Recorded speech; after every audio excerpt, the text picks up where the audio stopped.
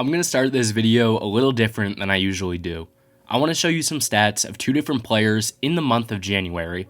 Throughout the 31 days of this month, which player would you say has better numbers? Be honest. I'm not trying to trick you here. These players are pretty comparable when you check out the stats, so I understand if you pick A or B. Whichever one you pick, I just want you to settle on it and settle on that one answer for the sake of this video. Hopefully you guys had enough time to come to a decision, or you paused the video and went back and checked again, but I'll tell you for free. If you chose player A, you chose one of the NBA's hottest names, a player who many fans have been trying to talk into the All-Star conversation, the bald-headed assassin, Derek White. Maybe you could have guessed by the defensive stats, but we all know Derek White has been on a hot streak recently, so this should come as no surprise that he was putting up pretty solid numbers in the month of January. But where the surprises begin are with player B. If you chose player B, you chose a player who only played in 15 games last season, and when he played, he averaged 2 points. A player who wasn't even planned to be on his team's opening night rotation, much less having comparable stats to a potential top 10 guard in all of basketball. If you chose player B, you selected none other than the Memphis Grizzlies' Vince Williams Jr. And trust me guys, I'm not coming after anyone's ball knowledge, but if you're watching this video right now, I say there's a pretty good chance you've never even seen this guy play. This is getting ridiculous. And guys, if you ask me, I think these stats are much more than a fluky hot stretch in the middle of the NBA's long season.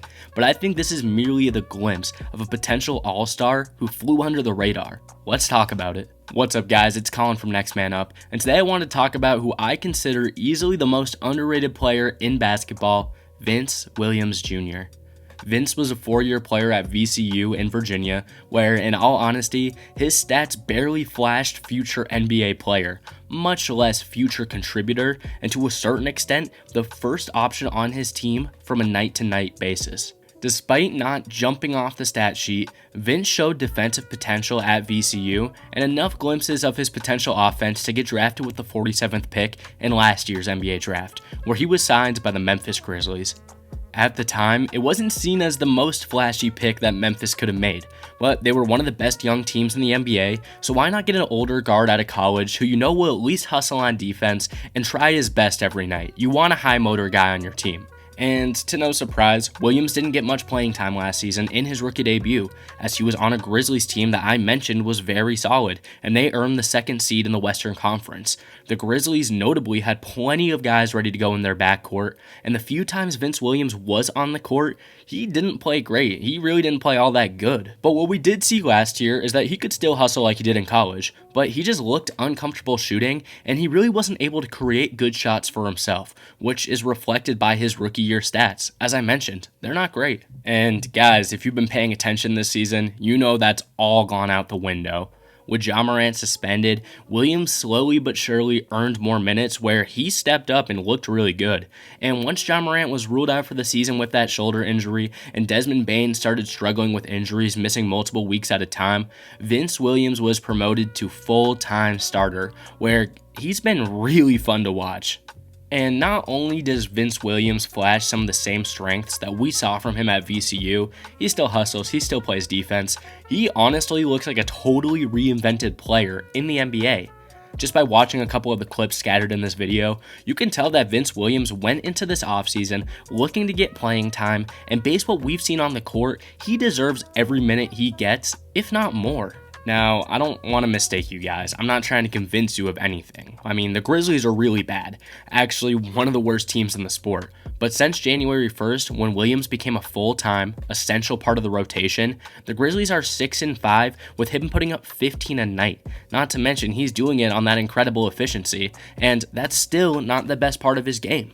Williams' defense, as I mentioned, has been at full display at the NBA level, and my favorite moment of Vince Williams' season so far in his second year, his first year really getting playing time, was his matchup against Luka Doncic, where he was clearly getting under the skin of the All-NBA point guard. This is a young guy we're talking about here, and he's in Luka's head. Now, again, guys, you can look at the box score. Luka did Luka things. He put up a clean 35 points, but that was the most Luka struggled against almost any of his matchups all year. Luka only shot 9 for 21, and although that's not horrible, we're used to Luka being one of the most efficient players in basketball, so Vince Williams clearly had an effect on his game. I mean, Luka even talked about it in the media afterwards. Vince Williams is a dog. He is all about it, and I don't want to compare him to Pat Beverly because, if I'm being honest, I think Vince Williams has a lot more going for him on the offensive end, but in that same vein as Pat Bev, he loves to talk, he knows how to make guys uncomfortable, and he does not back down from the best competition. We saw it at college, and we're seeing it in the NBA. So do I expect Vince Williams to develop into this Luka Doncic stopper, this generational talent? No, and don't get carried away. I don't think you should feel that way either. But what I do expect is Vince Williams every night to take on a team's first or second best defensive option and play against them really well. Get under their skin and force some of the NBA's elite talent to put up bad shots because they're being guarded by the second-year guard at a VCU. That is really high praise, and it's not something that was just given. If you watch his game, it's completely earned, and I feel like you should be giving him the same respect. So I don't want to get carried away here, guys, but we're seeing a second-year player who isn't scared to match up against the best players in the entire league. He can shoot the ball from anywhere on the court, and he plays confidently with and without the ball in his hands at all times, and statistically through his first month starting is putting up comparable stats to an NBA All-Star level player. That's not something we see every day, and I think we got to start talking about it. And I do want to go back to that first point at the start of the video, and I'll make myself incredibly clear. I don't think Vince Williams is truly on that same level as a guy like Derek White yet. I think stat sheet watching doesn't tell the whole story of the impact these players provide to their team. It's not a good way to evaluate talent, and at the end of the day, you gotta watch the games and come to your own decisions. Not to mention, Williams also benefits from getting the ball more often than a player like Derek White. I mean, we all know, Derek White is really the fourth or even fifth offensive option on his team. But what I'm trying to tell you is that if you guys keep sleeping, I think you might miss the rise of a guy in Vince Williams Jr., who I think can become a similar player that we all know Derek White is. And I think this change could come very, very soon. And for Grizzlies fans, I think this is showing that your season is not a total loss. I mean, I understand you're going to miss your best player for what was basically the entire season, apart from a couple of games where he was still getting in the swing of things. Desmond Bane looked good in Jaw's absence, but now he has the injury bug, and he doesn't look like he's going to be able to bounce back and have one of his better seasons. Jaren Jackson Jr., I mean, when he's healthy, is not playing his best brand of ball either, and we all know Steven Adams didn't get to touch the court once this year. That is a lot of things not going your way, but what it has done is allowed you to develop some young talent. I don't think you have a ton of it to go around, and I know some people are going to be mad about you moving on from Kenneth Lofton, but at the end of the day, if Vince Williams can develop into your small forward for the future, mix of him and Gigi Jackson possibly, I think at least you gain something from this season, along with hopefully a high draft pick, right? I think Grizzlies fans should be happy about this. I think any NBA fan, if they get familiar with Vince Williams' game, they want him on their team, and Memphis is fortunate enough to have him for the next couple of years. So I just want to ask one final question because I know we're going to get comments about it. The question is if Vince Williams Jr. is an all-star, and he's absolutely not for a single second, and I'm not going to argue that.